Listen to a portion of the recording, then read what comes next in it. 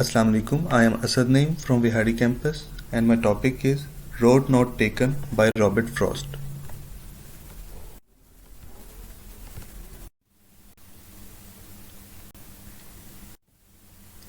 First of all, I will tell you the introduction of Robert Frost. Robert Frost was born on March 26, 1874. He was an American poet. His work was initially published in England before it was published in America. His work frequently employed settings from rural life in New England in the early 20th century, using them to examine complex social and philosophical themes. One of the most popular and critically respected American poets of the 20th century, Frost was named Poet Laureate of Vermont. The Road Not Taken is a poem published in 1916 as the first poem in the collection Mountain Interval. The poem may be the most widely recognized of all poems. The Road Not Taken is one of the best known and the most popular lyrics of Robert Frost. According to Frost, this poem was written by him about Edward Thomas, a fellow English poet, who got killed in action in World War I at Vimy Ridge. Frost wrote about the poem, one stanza of The Road Not Taken was written while I was sitting on a sofa in the middle of England, was found 3 or 4 years later, and I couldn't bear not to finish it.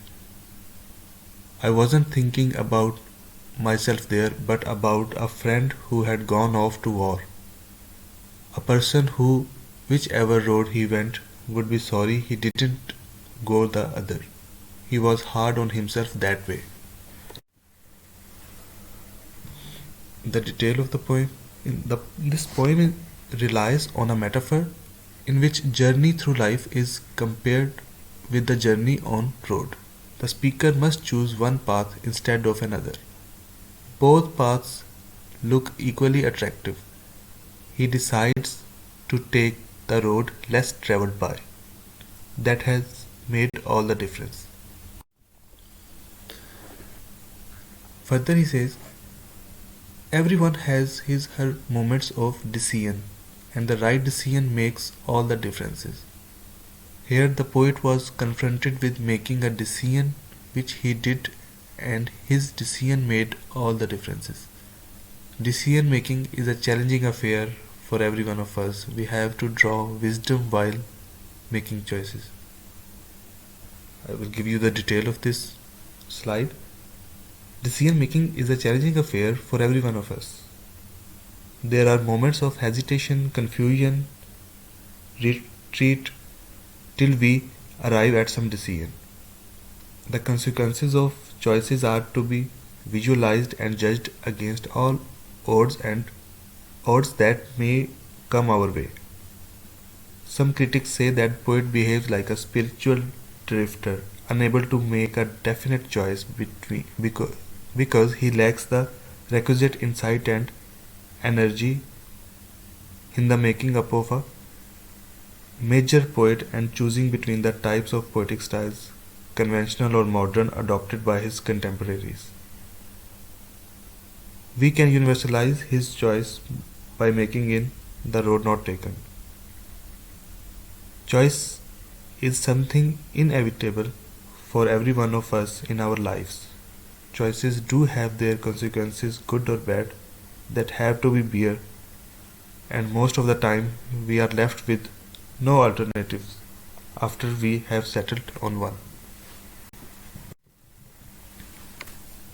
In first stanza, the poet says, two roads diverged in a yellow wood, and sorry, I could not travel both. And be one traveller, long I stood, and looked down one as far as I could, to where it bent in the undergrowth. The poet describes, on the road of life, the speaker arrives at a point where he must decide which of two equally appealing choices is the better one. He examines one choice as best he can, but the future prevents him from seeing where it leads. In this stanza, the speaker of the poem had before him two roads running through an autumnal forest covered with yellow leaves. The roads went to different directions. For a long time he stood in a state of indecision. The speaker expresses his regret at his human limitation that he must make a choice. Yet the choice is not easy, since long I stood before coming to a decision.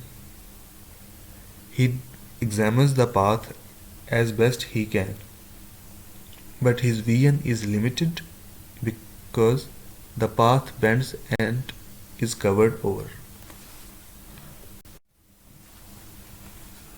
In the second stanza, the poet says, "Then took the other as just as fair, and having perhaps the better claim, because it was grassy and wanted wear, though as for that the passing there had worn them really about the same." In these lines, the speaker selects the road that appears at first glance to be less worn and therefore less travelled. This selection suggests that he has an independent spirit and does not wish to follow the crowd. After a moment, he concludes that both roads are about equally worn. It means that in this stanza, the speaker seems to indicate that second path is more attractive choice because no one has taken it lately. It was covered with grass and had not suffered much damage. However, he seems to feel ambivalent since he also describes the path as just as fair as the first rather than more fair. The paths are really about the same.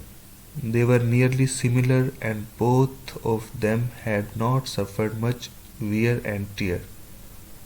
Although he is searching for a clear logical reason to decide on one path over another, that reason is unavailable.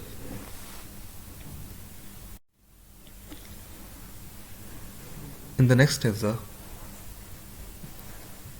he says, "And both that morning equally lay in leaves, no step had trodden black.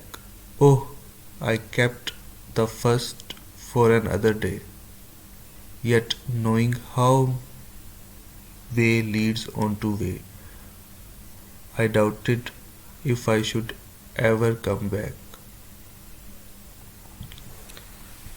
It means leaves cover both roads equally. No one on this morning has yet taken either road, for the leaves lie undisturbed. The speaker remains committed to his decision to take the road he had previously selected, saying that he will save the other road for another day. He observes, however,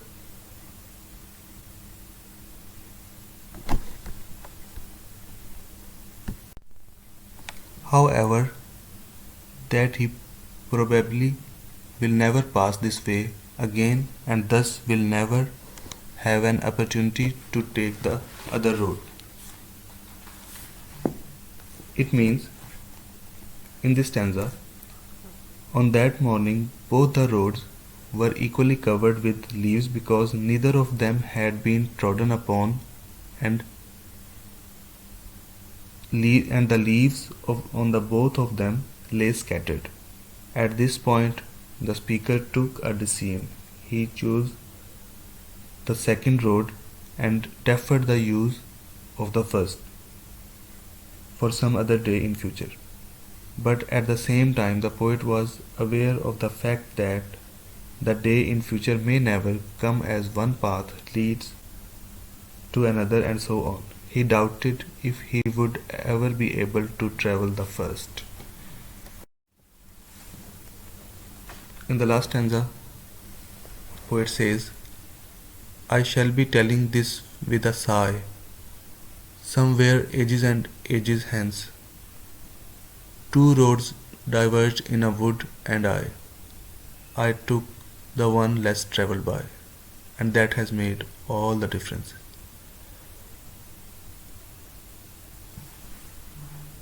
In years to come, the speaker says he will be telling others about the choice he made. While doing so, he will sigh either with relief that he made the right choice or with regret that he made the wrong choice. Whether right or wrong, the choice will have had a significant impact on his life. In this stanza, the poet moves from the narration of the present to the retrospection of some distant future.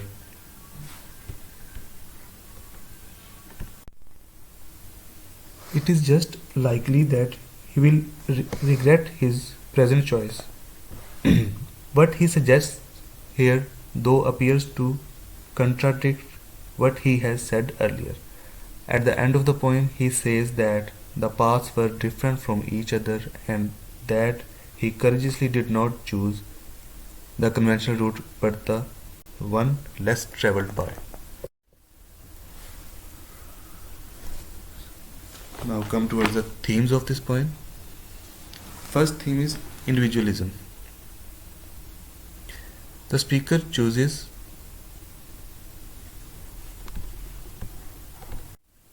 In individualism, the speaker chooses to go his own way, taking road less traveled. The major theme of Frost, The Road Not Taken, is individualism. The traveler is alone and must make the difficult choice alone. Frost writes that two roads look just as good, but the one that is chosen was a little less worn down and less traveled, and being an individual made all difference. Second is caution. Before deciding to take the road less traveled, the speaker takes time to consider the other road. He says, long I stood and looked down one as far as I could. It means the road not taken is that human beings are confronted with and defined by the choices they make. The main idea of the poem is that the speaker is confronted with this fork in the road and must make a choice as to which road to take. Third one is commitment. The speaker does not have a second thought after making his decision. The chief theme of his poetry is an ambiguous relationship with nature. He is interested in the paradox of life. The phrase somewhere ages and ages hence refers to distant future. Here, sigh should not be taken as regret. Fourth one is accepting a challenge. It may be that the road speaker chooses is less traveled because it presents trials or perils. Such challenges seems to appeal to the speaker. Now come towards the analysis of literary devices in The Road Not Taken. First device is metaphor. There are many metaphors in the poem like road, fork in the road and yellow woods. These metaphors used in this poem emphasize the importance of different decisions we make in different situations and their impacts on our lives. Second one is imagery. Imagery is used to make the readers feel things through their five senses. The image of the road helps readers to visualize the road, providing a navigation route to the traveler. Third one is simile. A simile is a device used to compare things with familiar things to let the reader know it easily. One simile used in the second stanza, such as just as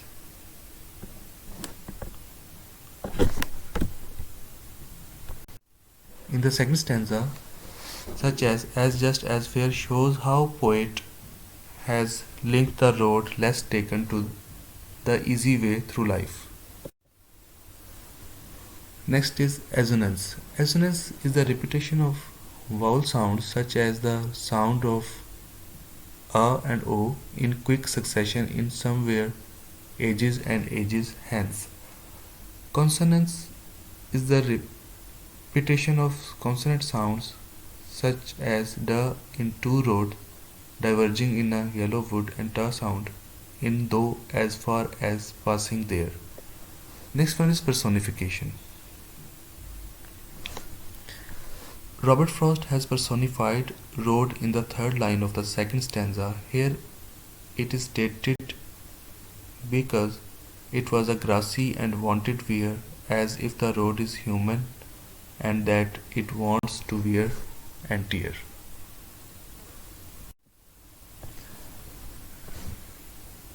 Although most of the poetic devices are the part of literary devices, some devices are only used in poems. For example, stanza. A stanza is a poetic form of a fixed number of lines. In this poem, there are 4 stanzas, with each stanza having 5 verses or lines. Quatrain. A quatrain is a 5-line stanza borrowed from medieval French poetry. Here, each stanza is a quatrain, such as the first one or the second one. Next one is trochee. Trochee means there is a one stressed and one unstressed syllable in such a line, such as the two roads diverge in a yellow wood. Next is anapaest. Anapaest means there are two short or unstressed syllables followed by one long or stressed syllable.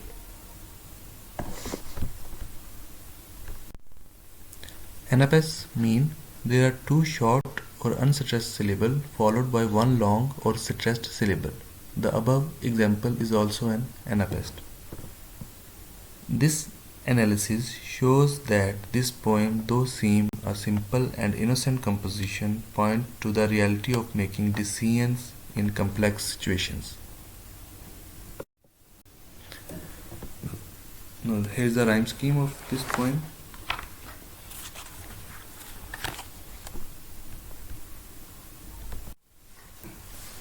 The whole poem follows A-B rhyme scheme. There are 4 beats per line employing iambic tetrameter. The rhymes in the road not taken are end rhymes, which are also perfect rhymes.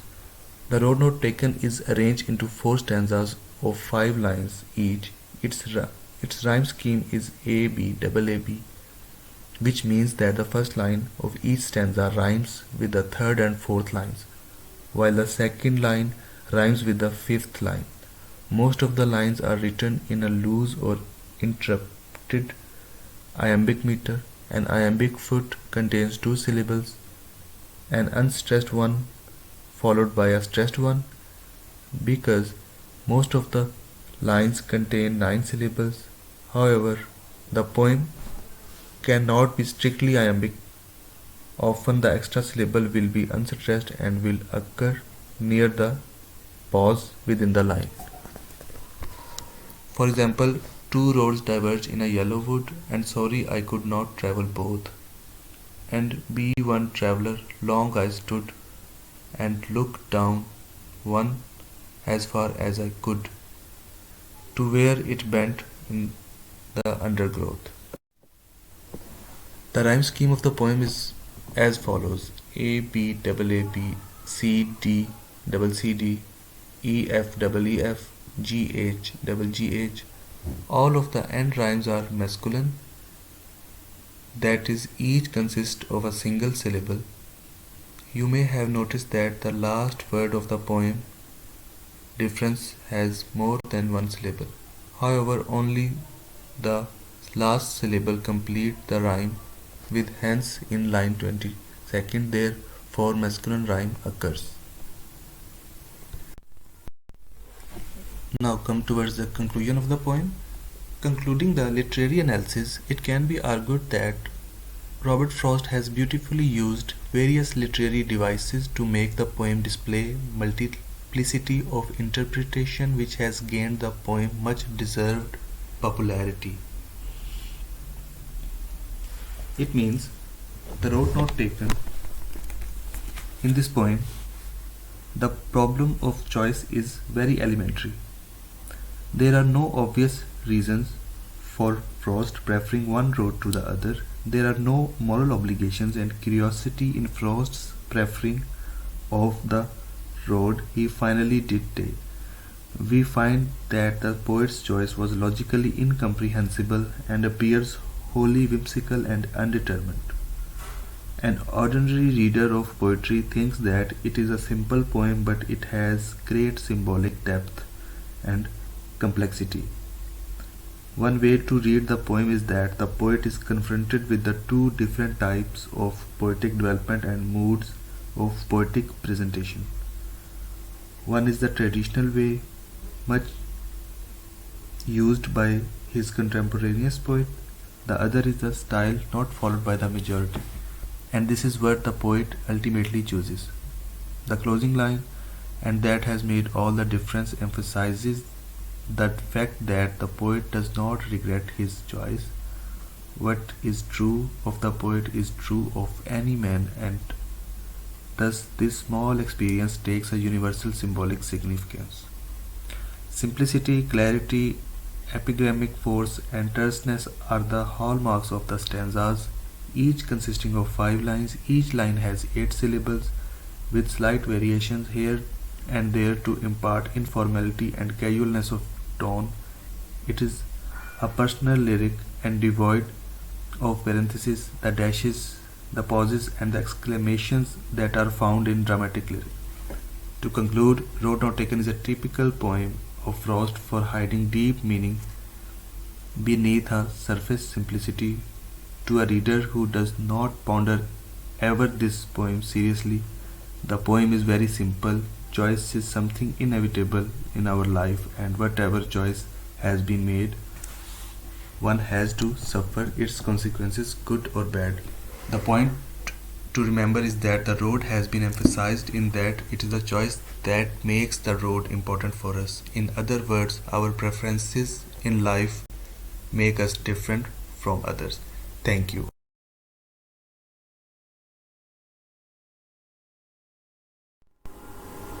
Now there are some possible questions. Number one, the question would be, what is the poem about?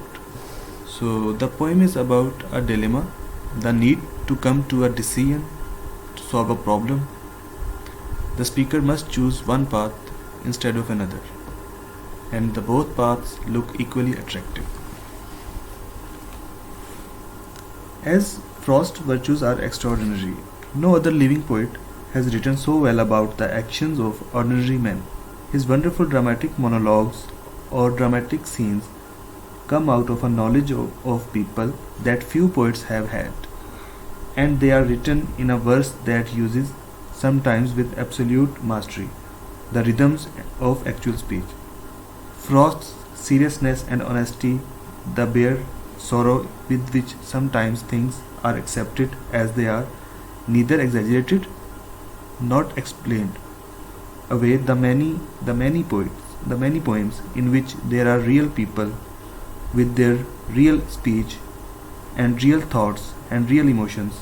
All this in conjunction with so much subtlety and exactness.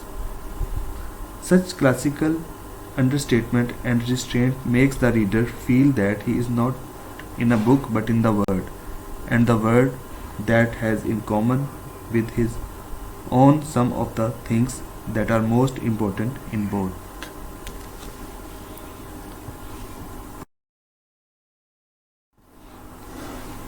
Now the next question would be, what does the road symbolize? So the road symbolizes life. The use of concrete image, that is symbol, to represent an abstract idea.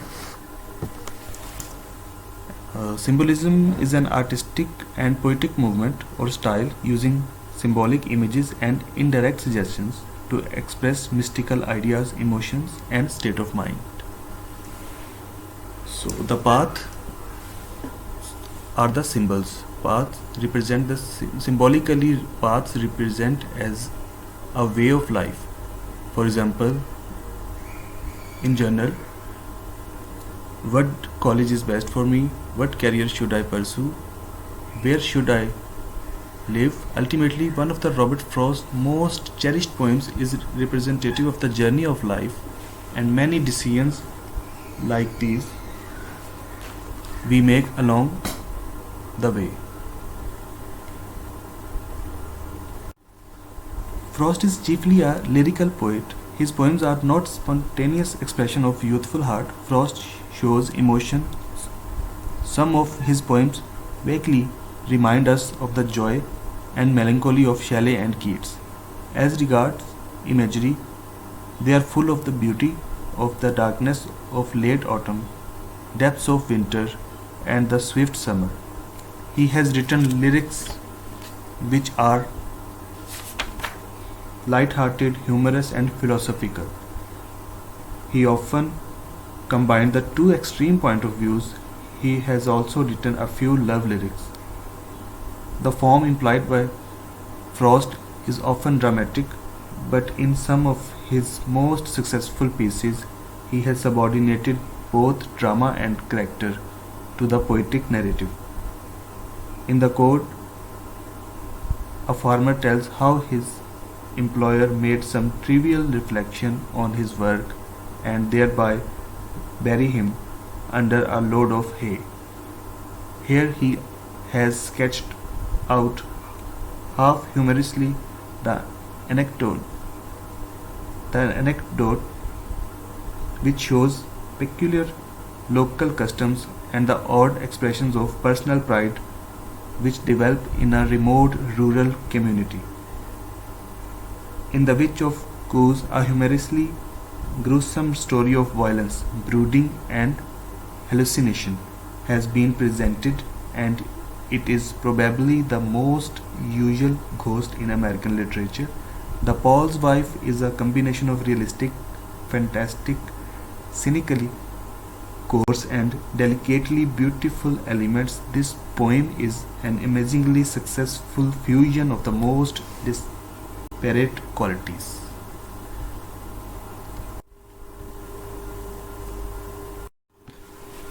And the other question is, what is the main dilemma in the poem? So, the main dilemma in the poem is that the speaker is at a fork in the road. He has to choose which way to go. So, and which road does he choose? He chooses the road which is less traveled by. The literal meaning of this poem by Robert Frost is pretty obvious. A traveler comes to a fork in the road and needs to decide which way to go to continue his journey. After much mental debate, the traveler picks the road which is less traveled by. The figurative meaning is not too hidden either. The poem describes the tough choices people stand for when traveling the road of life. The road that forks into two different directions always presents a choice to be made in life. The speaker of this poem is not pleased about having to make his choice and says that he would like to travel both roads. This is impossible, of course. If the speaker is going to be one traveler, what the poem implies but does not state directly is that the most important factor to consider when making a choice is that the course of action chosen should fit in with the decision that one has made in the past.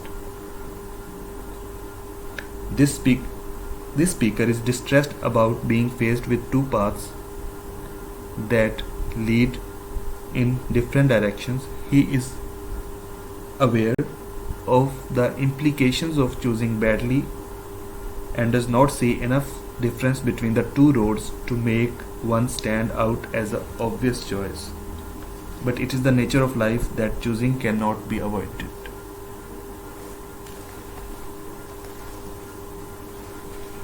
Further, we can say in road not taken, the problem of choice is very elementary. There are no obvious reasons for Frost preferring one road to the other. There are no moral obligations and curiosity in Frost's preferring of the road he finally did take. We find that the poet's choice was logically incomprehensible and appears wholly whimsical and undetermined.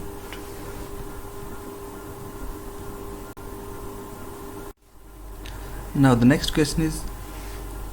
possible question would be, why critics think that Frost is a pastoral poet?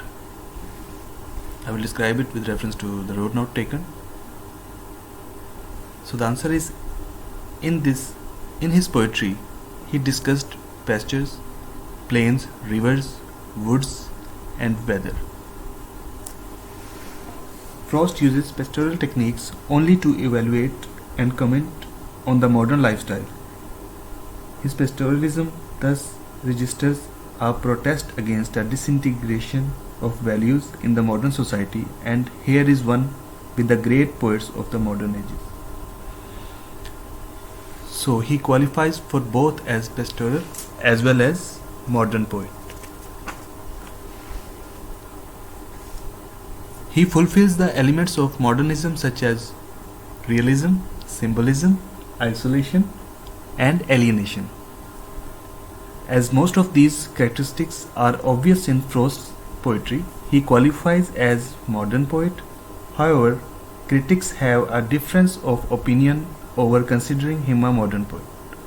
Some critics think that Frost is a pastoral poet, as his poems are essentially the poems of pastures and plains, mountains and rivers, woods and gardens, groves and bowers, fruits and flowers. They do not consider such characteristics as boredom implicit in sensuality, the consciousness of neurosis, and the feeling of damnation. In fact, Frost's poetry portrays the disintegration of values in modern life, and this illusionment of the modern man is symbolical in nature, as we find in the poetry of great modern poets, because most of his poems deals with persons suffering from loneliness, frustration, regret, disillusionment, which are known as modern disease. In fact, the word of nature in Frost's poetry is not a word of dream. It is much more harsh, horrible, and hostile than the modern urban word. Hence, his exploitation of pastoral technique to comment on the human issues of modern world, his realistic treatment of nature, his employment of symbolic and metaphysical techniques, and the projection of the awareness of human problems of the modern society in his poetry justly entitle him to be called as a modern poet.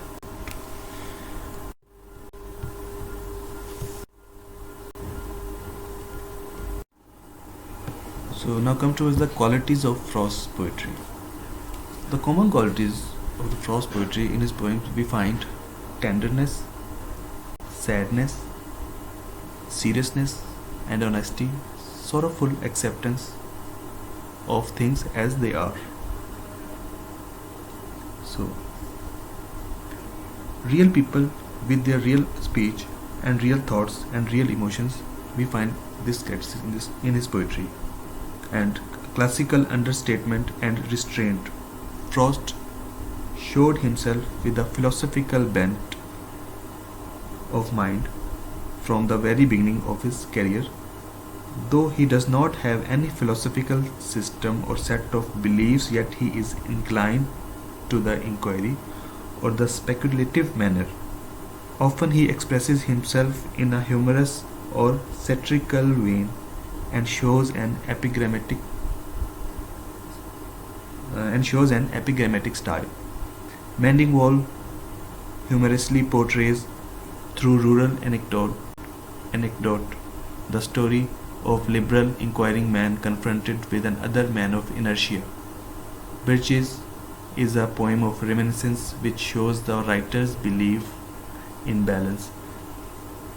Then there are two poems of different kind, A Mask of Reason, A Mask of Mercy, in which the poet tries to justify the ways of God to men, though not like Milton, yet in a modest way of speculating about them.